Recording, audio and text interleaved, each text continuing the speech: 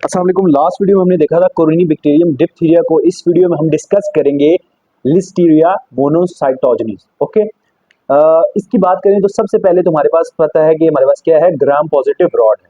ठीक है, तुम्हारे पास किस कलर का स्टेन लेगा, ये पर्पल कलर का। इसके बाद जो हमारे पास की दूसरी प्रॉपर्टी हमारे पास फैकल्टेटिव एनारोब है। ठीक है, फैकल्टेटिव एनारोब का क्या मतलब है भाई, हमारे पास एरोबिक मीडियम में भी ग्रो करेगा और एनारोबिक मीडियम में भी क्या करेगा, ग्रो करेगा। इसके बाद जिसकी नेक्स्ट प्रॉपर्टी है, हमारे पास स्पोर्स नहीं बनाता। ठीक है, अगर हमें पता हो तो मैंने आपको पिछली वीडियोस में बताया होगा कि स्पोर हमारे पास सिर्फ क्लोस्ट्रीडिया बनाते हैं। ठीक है, clostridia tetani, botulism, perfringens and difficile. Okay, इसके बाद हम इसकी अगली प्रॉपर्टी की बात करें तो हमारे पास ये कैटालेज पॉजिटिव होते हैं और ऑक्सीडेज पॉजिटिव भी होते हैं। कैटालेज पॉजिटिव का क्या मतलब है? ठीक है, कैटालेज हमारे पास एक एंजाइम होता है जो हमारे पास क्या करता है, कन्वर्ट करता है हाइड्रोजन पेरोक्साइड को हाइड्रोजन वाटर में। ठीक है, अगर ये हमारे पास एक ब्लड एगर है, ठीक है, अगर इसमें हमारे पास लिस्टीरिया मोनोसाइटोजेनिस पड़ा हुआ है, ठीक है, अगर आपने इस पे हाइड्रोजन पेरोक्साइड डालेंगे ना, ठीक है, हाइड्रोजन पेरोक्साइड आपने डाली तो अगर तो यहाँ हमारे पास हुआ लिस्टीरिया मोनोसाइटोजेनिस, वो क्या करेगा, हाइड्रोजन पेरोक्साइड को हाइड्रोजन और ऑक्सीजन में कन्वर्ट कर देगा, जिसके रिजल्ट में आपको यहाँ बबल वगैरह नजर आएंगे। ओके, इसके अलावा ऑक्सीडेज पॉजिटिव होता है। इसके बाद ये हमारे पास बीटा हिमोलिसिस भी करवाता है। ठीक है, जब भी आप इसको ब्लड एगर पे ग्रो करवाएंगे तो ये हमारे पास क्या करवाएगा, आरबीसीज है। ठीक है, ये आरबीसीज है। ठीक है, ये हमारे पास क्या करता है, हीमोलाइसिस रिलीज करता है, हीमोलाइसिस। ठीक है, हीमोलाइसिस हमारे पास क्या करते हैं, आरबीसी को डिस्ट्रॉय करते हैं, वहां से आरबीसी से हमारे पास क्या निकलेगी, हीमोग्लोबिन, और हीमोग्लोबिन को कन्वर्ट करते हैं उसके हीमोग्लोबिन ब्रेकडाउन प्रोडक्ट में, जो हमारे पास किस कलर का होता है, येलो कलर का, जो आपको ब्लड एगर पे नजर भी आएगा। ठीक है, हीमोग्लोबिन का बाय प्रोडक्ट। इसके बाद अगर बात करें ब्लड स्मीयर पे, हमारे पास ग्राम पॉजिटिव रॉड तो मिलेंगे। ठीक है, ग्राम पॉजिटिव पर्पल कलर के, तो उनकी फॉर्मेशन हमारे पास किस तरह की होगी, वी और एल शेप की फॉर्मेशन होगी। ये फॉर्मेशन हमारे पास कोरिनी बैक्टीरियम डिप्थीरिया में भी देखी जाती है। ठीक है, इसके बाद इसकी जो एक प्रॉपर्टी है जिसको बाकी सारे बैक्टीरिया से डिफरेंशिएट करती है, वो हमारे पास क्या है, मोटाइल। ये हमारे पास मोटाइल होते हैं, बाकी जितने भी हमारे पास सामने पीछे बैक्टीरिया पड़े हैं वो हमारे पास नॉन मोटाइल थे। ठीक है, इनकी हमारे पास एक स्पेसिफिक प्रॉपर्टी क्या है, ये हमारे पास मोटाइल होते हैं, और जैसे क्लोस्ट्रीडिया हमारे पास एक स्पेसिफिक प्रॉपर्टी थी, वो हमारे पास स्पोर बना रहे थे। ठीक है, मोटिलिटी इसकी किस वजह से होती है, एक हमारे पास फ्लैजिला की वजह से होती है और सीलिया की वजह से। अब हमें पता है कि हमारे पास ये जो लिस्टीरिया मोनोसाइटोजेनिस है, ये हमारे पास आउटसाइड द सेल भी ग्रो करते हैं और इनसाइड द होस्ट सेल भी ग्रो करते हैं। आउटसाइड द सेल की बात करें तो हमारे पास ये हमारे पास मोटिलिटी इनकी किस वजह से होती है, with the help of flagella. ठीक है, फ्लैजिला की हेल्प से ही मूव करते हैं। ठीक है, इस मोटिलिटी को हम क्या कहते हैं, टम्बलिंग मोटिलिटी।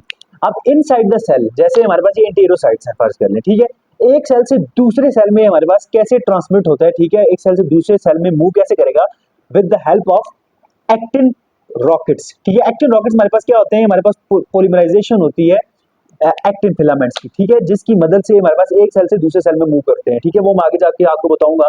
ठीक है, ऐसे हमारे पास एंटीरोसाइट्स में मूव करते हैं और हमारे पास एंटीरोसाइट्स को डैमेज करते हैं और गैस्ट्रोएंटेराइटिस काज कर पाते हैं। ओके, इसके बाद आपको पता होना चाहिए कि इनकी ट्रांसमिशन कैसे होती है। ठीक है, अगर आप अनपास्चराइज्ड मिल्क ले रहे हैं, ठीक है, जो मिल्क आपने बॉयल नहीं किया, ठीक है, इसके बाद अनकुक्ड अंडरकुक्ड मीट है, ठीक है, कोल्ड मीट है, ठीक है, इसके रिजल्ट इन पे हमारे पास बैक्टीरिया क्या होते हैं, ग्रो करते हैं। ठीक है, अब नॉर्मली जो हमारे पास लिस्टीरिया मोनोसाइटोजेनिस है ना, ये हमारे पास कोल्ड टेम्परेचर में ना, जितना ज्यादा कोल्ड टेम्परेचर होगा उतने ज्यादा ग्रो करेंगे। ठीक है, अगर आपने एक मिल्क को कॉन्टेमिनेटेड मिल्क है, ठीक है, उसको आपने फ्रिज में रख दिया, ठीक है, उसके रिजल्ट में क्या होगा, बैक्टीरिया की ग्रोथ बढ़ेगी। ठीक है, अनपास्चराइज्ड मिल्क की। अब अगर आप उस मिल्क को, ठीक है, पी लेते हैं बगैर उसको हीट किए, तो उसके रिजल्ट में क्या होगा, आपको लिस्टीरियोसिस हो जाएगा। लिस्टीरियोसिस हमारे पास कौन सी डिजीज होती है, जो हमारे पास लिस्टीरिया मोनोसाइटोजेनिस के रिजल्ट में होती है। अब नॉर्मल पेशेंट्स में अगर आप अक्सर लोगों को देखते हैं, वो कच्चा दूध पी रहे होते हैं, उनको कुछ भी नहीं होता। ठीक है, ठंडा मीट भी खाते हैं, उनको कुछ नहीं होता। ठीक है, लेकिन ये हमारे पास उन पेशेंट्स में होगा जो हमारे पास इम्यूनो कॉम्प्रोमाइज्ड होंगे, जिनकी इम्यूनिटी कम होगी। कौन हो सकते हैं, बच्चे, इन्फेंट्स हो सकते हैं, मतलब बच्चों को अनपास्चराइज्ड मिल्क नहीं पीना चाहिए, ठंडा मीट नहीं खाना चाहिए, ओल्डरली, इसके अलावा जो डायबिटीज के पेशेंट होते हैं, इसके बाद जो कैंसर के पेशेंट होते हैं, ठीक है, जो उनको कोई मैलिग्नेंसी होती है, ठीक है, उनको ये नहीं पीना चाहिए। ओके, अब क्या होता है कि जब ये बैक्टीरिया आपकी गट में जाता है, ठीक है, आप इम्यूनो कॉम्प्रोमाइज है, तो गट में हमारे पास इंटीरोसाइट्स होते हैं। इंटीरोसाइट्स में हमारे पास इंटीरोसाइट के साथ हमारे पास गॉबलेट सेल भी होते हैं। गॉबलेट सेल के हमारे पास एक ओपर प्रोटीन होती है जिसको हम कहते हैं ई कैडिर। बैक्टीरिया के ऊपर हमारे पास प्रोटीन होती है इंटरनलिन्स, ठीक है। इंटरनलिन्स ई कैडहेरिन बाइंड करती हैं प्रोटीन दोनों आपस में, तो हमारे पास बैक्टीरिया की क्या हो जाती है एंडोसाइटोसिस, ठीक है। ये हमारे पास क्या है फैगोसोम, ठीक है। अब बैक्टीरिया की एंडोसाइटोसिस होती है तो जो बैक्टीरिया हमारे पास दो तरह के टॉक्सिन रिलीज करता है, लिस्टीरियोलाइसिन एंड फॉस्फोलिपेजेस। ये दो टॉक्सिन हमारे पास क्या करवाते हैं, इनके रिजल्ट फैगोसोम को क्या करवाते हैं, रप्चर करवाते हैं। जब फैगोसोम रप्चर करेगा तो बैक्टीरिया हमारे पास बाहर आ जाएगा, ठीक है। अब ये बैक्टीरिया जो है, ठीक है, इसकी within the goblet cell हमारे पास क्या होती है बाइनरी फिजन। बाइनरी फिजन हमारे पास क्या होता है basically division of the prokaryotic cells, ठीक है। माइटोसिस और इसमें डिफरेंस होता है, माइटोसिस हमारे पास यूकैरियोटिक सेल्स की होती है और बाइनरी फिजन हमारे पास प्रोकैरियोटिक सेल्स में होती है। अब जो हमारे पास ये बैक्टीरिया है, ठीक है, ये इस सेल को भी डिस्ट्रॉय करेगा। ये हमारे पास एक्टिन रॉकेट्स के थ्रू दूसरे इंटीरियोसाइट में ट्रांसमिट हो जाएगा, उससे अगले में, और हमारे पास इंटीरियोसाइट्स को क्या करता है डैमेज, जिसके रिजल्ट में क्या काज करवाता है गैस्ट्रोएंटेराइटिस। अब गैस्ट्रोएंटेराइटिस के रिजल्ट में आपको दो सिम्टम्स देखने को मिलेंगी, ठीक है। आपको वॉमिटिंग मिलेगी और डायरिया मिलेगा और लो ग्रेड फीवर। उसके बाद अगर यहाँ से, ठीक है, आपको पता है नीचे एंटीरोसाइट के नीचे हमारे पास ब्लड कैपिलरी होगी, ठीक है। अगर वहां से ब्लड में चला जाए, ठीक है, with the help of actin rockets, तो उस कंडीशन को क्या बोलेंगे बैक्टीरियमिया, ठीक है। ब्लड में बैक्टीरिया चला जाए तो उस कंडीशन को आपको बोलते हैं बैक्टीरियमिया। अब आपको पता है कि जब भी बैक्टीरियमिया होता है, ठीक है, ये सारी कॉम्प्लिकेशंस अगर स्प्रेड करता जा रहा है तो हमारे पास जो बैक्टीरियमिया है उसमें हमारे पास क्या होता है ब्लड में बैक्टीरिया आ जाता है, ठीक है। उसके वजह में वाइड स्प्रेड इम्यून रिएक्शन होता है, जिसके वजह में ब्लड वेसल वासोडाइलेट कर जाती है और बीपी बहुत ज्यादा फॉल कर जाता है, और जिसके रिजल्ट में पेशेंट किस में चला जाता है सेप्सिस में, ओके। अब ब्लड से हमारे पास अगर ब्लड में चला जाए तो उसके रिजल्ट में हमारे पास क्या होती है डिसएमिनेटेड लिस्टीरियोसिस, ठीक है। पेशेंट को बहुत ज्यादा फीवर हो जाएगा, हाई ग्रेड फीवर होगा, उसके बाद उसको मसल पेन होगी, ठीक है। उसके बाद अगर ब्लड से हमारे पास डिफरेंट ऑर्गन्स को इफेक्ट करेगा और उस लिहाज से उसको डिफरेंट डिफरेंट सिम्टम्स आएंगी, ठीक है। अगर ब्रेन में चला जाएगा तो वहां मेनिंजाइटिस काज करवा देगा। मेनिंजाइटिस के रिजल्ट में तीन सिम्टम्स आपको देखने को मिलते हैं, हेडेक, नेक स्टिफनेस और अल्टर्ड मेंटल स्टेटस। उसका मेंटल स्टेटस अल्टर्ड होगा, ठीक है।